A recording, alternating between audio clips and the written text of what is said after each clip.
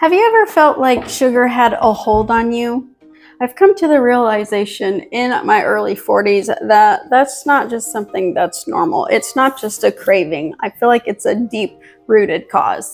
And I feel like there's a lot of things that have gone into this feeling of mine and not just something like in my head.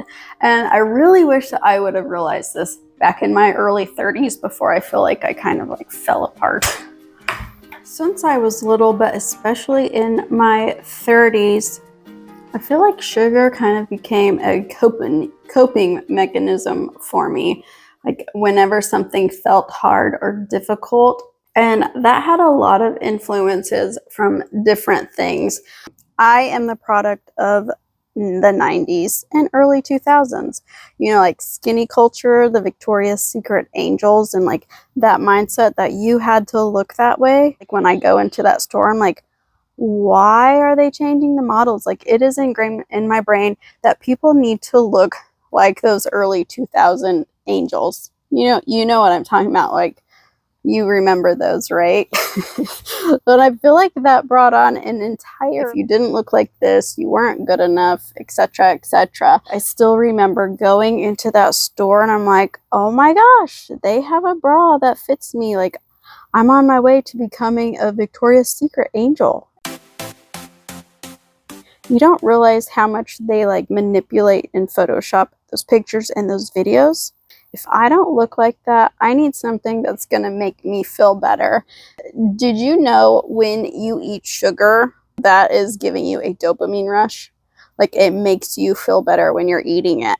And I think that became my coping mechanism to turn to when I got depressed about like seeing those commercials on TV, and I'm not going to be that skinny. So I started turning to desserts and they made me feel good because I was getting that dopamine hit all the time, and that just like led to overeating. I still remember having, those Slim Fast commercials, and the guy would go on there and it's like the measuring tape, and they crisscrossed it over their stomach and like squeezed it, and it was like, replace one meal a day with Slim Fast or whatever and see the pounds melt away.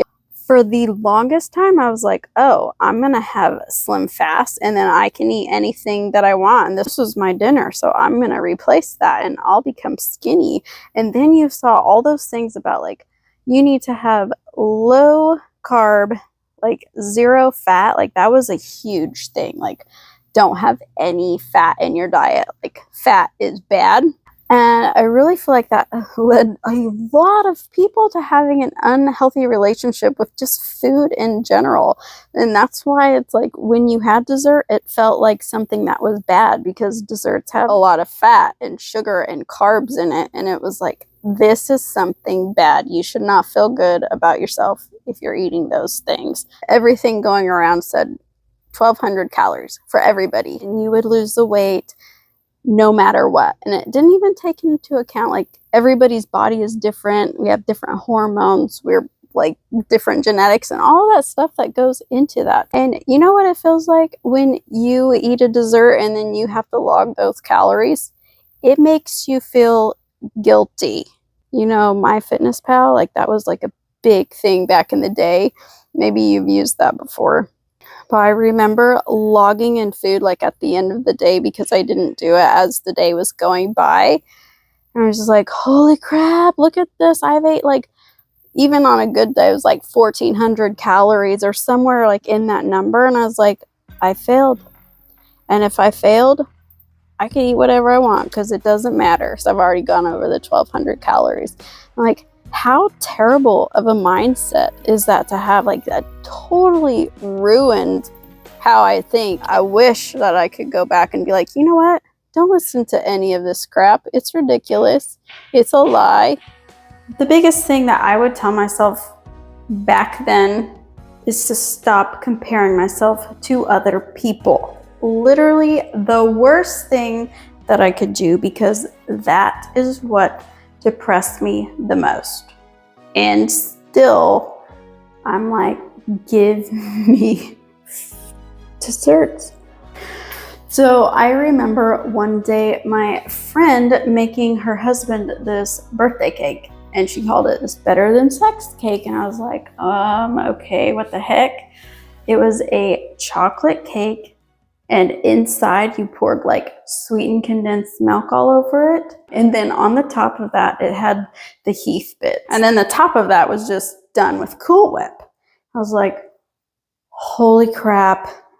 Taste of that is still like ingrained in my mind. It was the best thing ever. Cake was my weakness, and I would compare myself to these people. I'm like, well, she's super fit and she's skinny and she's making this cake and she's eating it and like she still looks that way. I'm like, well, if she could do it, I could totally do that. Like, screw the 1200 calorie limit. I am going to eat this cake and I'm going to be just like her. I would tell myself to break free quicker of the people that made you feel negative inside. And there's quite a few of them, and even more so like in my 30s when like social media became a huge thing, like Facebook and Instagram. I did these workout programs from Chalene Johnson. She was part of like the Beachbody thing. I loved this woman, like loved all her workouts. I didn't really do a lot of the food advice, but there was a lot that she said that now I know better. Like she said, the 1200 calories, low fat, eat every 2 hours. Stop following people that make you feel like you have to do exactly what they have to do. And even now, I still have to be super aware that I'm like, every time that I see these people, they are somebody that I am mentally comparing myself to without even feeling like I'm comparing myself to them. And it would just instantly make a negative feeling and just bring me down. And like, I remember seeing these posts about like, oh, I work out like however many hours a day. And I'm like, well, shoot, I only do like 45 minutes or an hour. And sometimes I don't even do any workouts. Oh my gosh. Like, you have to shut the negative people out. The people, like, maybe they are super positive and they're like, oh yeah, super upbeat, like, you got this or whatever. But those are the types of people that also are like, why am I not like them? I just don't know. Like, I really wish that my younger self would know all of these things. It would save me like 20 years of heartbreak and emotional distress. The scale turned into the be-all, end-all factor of my success. Like, I lost 50 pounds and I still remember thinking, man, I really want cake. And instead of going to the grocery store and buying this little cupcake, we were at Sam's Club and I bought the smallest cake that they have, which was like a 12-inch cake. And I remember having a bite of that. I'm like, oh, I'll just freeze the rest and then I'll like be able to space this out and just have a little treat here and there without having to go to the store when I want it. Let me tell you, that single decision was the worst thing that I could have done, because that led into a binge. I ate that entire cake within 4 or 5 days. I don't even remember, but it was like way faster than what one person should eat a 12-inch cake. Like, it still makes me feel guilty that I did that. But if I would have just been like, okay, it's fine, I'm gonna go and get a little bit of a cupcake instead of overdoing it, like, oh, I'm doing so well, let me celebrate with this huge thing. Cannot restrict yourself. Like, it just does not work. You know, like, it's not just about cutting out sugar. It's about trying to figure out like how to heal that relationship and actually realizing it's like, oh, this is not normal. You can actually change.